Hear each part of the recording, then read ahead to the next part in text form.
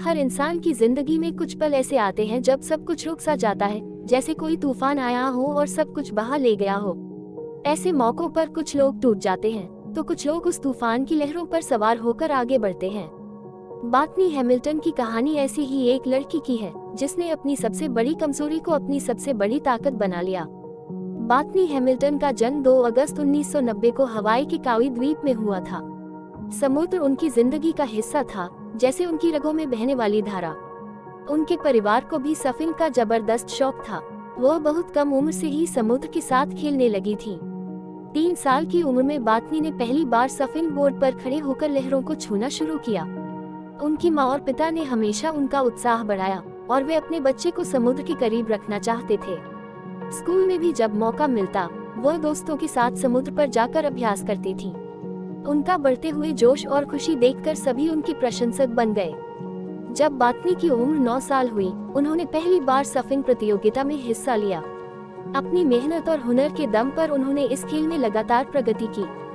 बातनी की मेहनत ने उन्हें छोटी उम्र में ही कई पुरस्कार दिलाए, लेकिन उनकी अगली यात्रा उनके लिए बहुत बड़ी चुनौती लेकर आई।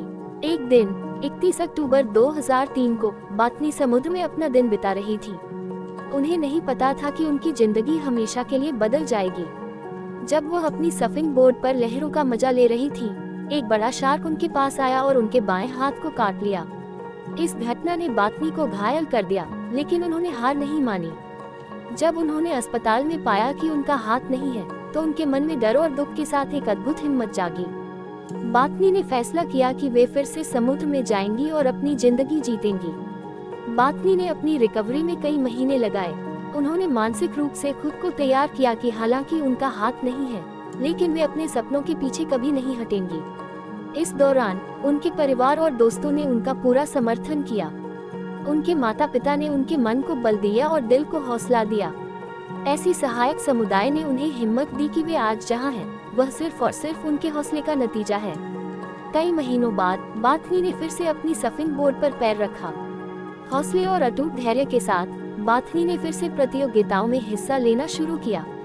वे तेजी से अपनी पुरानी फिटनेस और कुशलता वापस ले आईं। 2005 में बातनी ने सर्फिंग प्रतियोगिताओं में वापसी की और पहली बार सर्फिंग प्रो टूर में हिस्सा लिया। उन्होंने कई राष्ट्रीय और अंतर्राष्ट्रीय प्रतियोगिताएं जीती, जिनमें प्रमुख हैं surfing pro tour, world Surf league में टॉप 5 में स्थान, 2008 और 2009 में हवाईयन प्रो सर्फिंग चैंपियनशिप में पदक, ESPYS अवार्ड में सर्वश्रेष्ठ कमबैक स्पोर्ट्स पर्सनैलिटी के लिए नामांकन।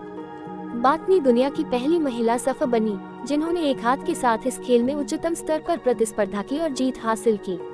वे मोटिवेशनल स्पीकर भी हैं, जिन्होंने अपने जीवन की कहानी दुनिया भर में साझा करके लाखों लोगों को प्रेरित किया है।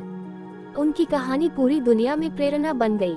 बातनी हैमिल्टन ने कई प्रसिद्ध मुकाबले जीते और मोटिवेशनल स्पीकर के रूप में लोगों को जीवन के कठिन पलों में हिम्मत देना शुरू किया। आज बातनी के शब्द हमारे लिए मिसाल हैं। वह सीधे लोगों के दिलों से बात करती हैं और सिखाती हैं कि कैसे डर और हार को काबू करके जीत हासिल की जा सकती है।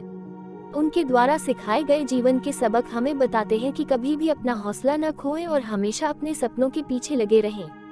बातनी हैमिल्टन एक जीवंत उदाहरण है कि कैसे जीवन के बड़े झटकों के बावजूद हार नहीं मानी जाती। उनकी कहानी हमें हिम्मत, धैर्य और जिंदगी को पूरी तरह जीने की प्रेरणा देती है। बस दोस्तों, आज के लिए इतना ही। लाइक, सब्सक्राइब और बेल आइकन दबाना मत भूलना, वरना सपने में भी वीडियो मिस कर दोगे। वीडियो पसंद आया तो अपना प्यार जरूर दिखाना। अगले वीडियो तक टाटा बाय बाय।